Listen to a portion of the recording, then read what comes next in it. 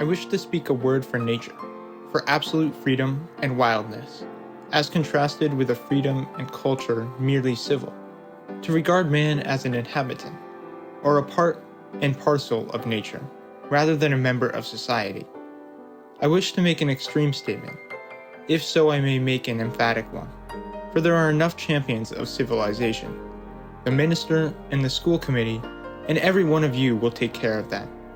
Henry David Thoreau, 1862. The National Wildlife Refuge System was founded in 1903 by President Theodore Roosevelt as part of the United States Fish and Wildlife Service. Representing a diverse range of lands and waters, these refuges are dedicated to the conservation, preservation, and support of all kinds of wildlife within their borders. With an astonishing 566 other refuges located across the country, what makes the Assabet so special, and how did the refuge come to be? Located just 25 miles from Boston, and spanning an area which encompasses the four Massachusetts towns of Stow, Hudson, Maynard, and Sudbury, lies the Assabet River National Wildlife Refuge. With a large wetland complex, as well as vernal pools and many forested areas, the land has become an important feeding and breeding location of migrating animals, though seemingly especially birds. Formerly the U.S. Army's Fort Devens Sudbury Training Annex, and even more formerly, just simply colonial farmland, this impressive refuge contains not only picturesque, rich, and diverse wildlife, but also many staggering historical landmarks, points of interest, and features. Puffer Pond, located within the refuge, was found to have contained even archaeological artifacts dating back as far as 5000 BCE. The land upon which the refuge currently sits was originally occupied by Native Americans. However, in the 16 and 1700s, as the colonists began to arrive in the New World, and Massachusetts more specifically, the land's primary use became farming. By 1649, after the 1638 establishment of the settlement of Sudbury, the land had been settled by the Puritans. The Americans bought the land from the Native Americans for just 12 British pounds, or what is now around $60, on March 19, 1685. The Old Marlborough Road, now a part of a path in the refuge, was even used by ammunition wagons traveling from Concord to Marlborough in order to provide George Washington with arms in the pivotal Revolutionary Battle of Trenton.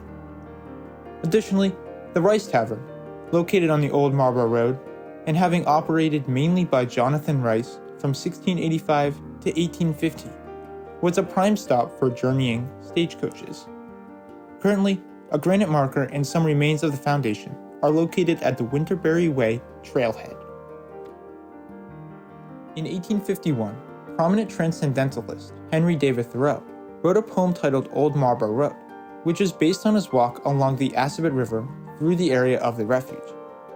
The excerpt at the beginning of this documentary is from his essay titled Walking, which was published in The Atlantic in 1862. Thoreau had been born in Concord, Massachusetts, and is a Harvard graduate. Today, Thoreau is regarded as one of the greatest American essayists, poets, and philosophers.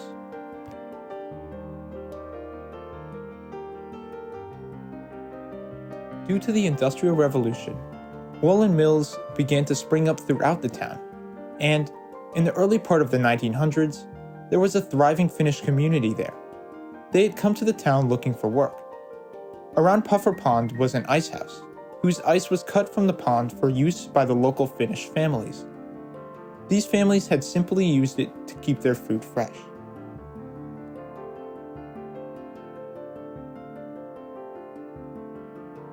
From the latter half of the 19th century to the dawn of America's involvement in World War II, the refuge remained mostly full of homesteads and family farms. One had even been bought in 1928 by Henry Ford. However, after the bombing of Pearl Harbor and after the engagement of American soldiers in the war, the land's role began to shift. In 1942, the government had chosen the area as a place for ammunition storage, and as a testing site, primarily for its ideal and strategic location, just 25 miles from Boston. It was safe from any potential attacks, as it was far enough inland so that German battleships would be unable to hit it.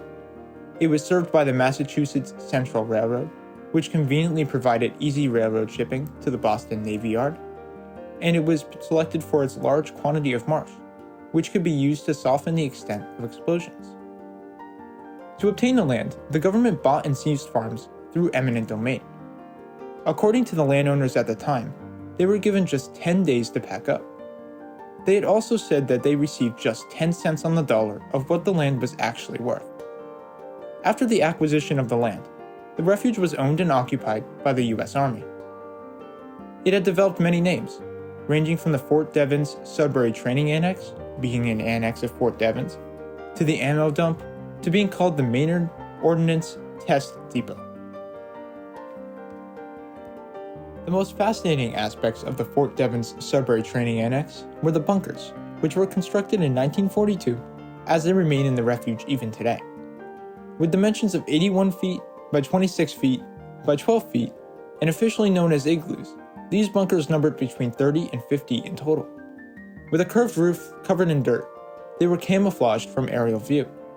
They stowed a wide variety of war materials provided by the railroad, and at times would send the material back to Boston Harbor for use in the war effort. Some old rail cars can even be seen in the refuge today. Following the end of the war, the government still owned the land. For the next 30 years, from around 1950 to 1980, the military had used the land for a wide variety of purposes.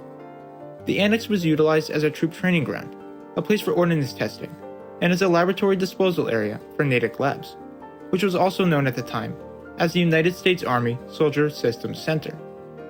The airfield near White Pond Road had been used for testing the lab's parachute materials. One trail, the Petapawac Trail, is positioned next to what was used by the Air Force as a laser beam course. The trail is also located on what used to be a railroad line. The overall land's most recent use has been for the training of soldiers during and for Operation Desert Storm in 1991. In 1990, after an assessment during the 1980s, the United States Environmental Protection Agency had classified the land of the refuge to be a Superfund cleanup site. Organizations such as the Friends of the Assabet Wildlife Refuge participated in cleaning up the refuge and worked to make it safe for public use. The area, which was contaminated with arsenic, pesticides, and other chemicals, was eventually cleaned. The Army even helped with their cleaning as their efforts worked continuously for years. In the year 2000, on September 28th, the refuge was finally handed over to the U.S. Fish and Wildlife Service. It became a part of the National Wildlife Refuge System and later opened for public use in 2005, for the first time in 63 years. Its official ribbon-cutting ceremony was held on October 23, 2005, and ever since, it has been regarded as a truly remarkably fascinating way to spend a nice weekend locally. The Friends of the Assabet National Wildlife Refuge, a nonprofit formed in 2000, had been an enormous part in opening the refuge. They helped in invaluable ways with the cleanup and with lobbying for the land to be set aside especially. With their help, the land went from an old, dangerous army site to a new, beautiful refuge, where animals of all kinds can thrive.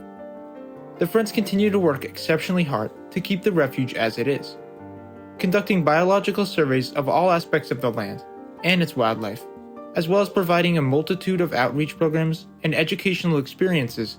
The Friends allow for wildlife-dependent recreational activities.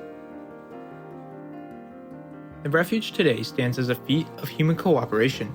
According to the Friends, its primary objectives are conservation and management of migratory bird species, the restoration of wetland, grassland, and forest habitats, and natural resource-related education. People today use the land for a diverse spectrum of activities that range from photography to fishing to education and even to just simply observing. The refuge currently has an extensive trail network of over 15 miles open to the public, as well as a visitor center on Winterbury Way. The trails are historical in themselves, but they also pass by many bunkers and other locations mentioned earlier. The porous nature of the trail pavement is actually an intentional green action put in place by the United States Fish and Wildlife Service to reduce the amount of excess stormwater runoff, allowing heavy rains to just fall right through instead.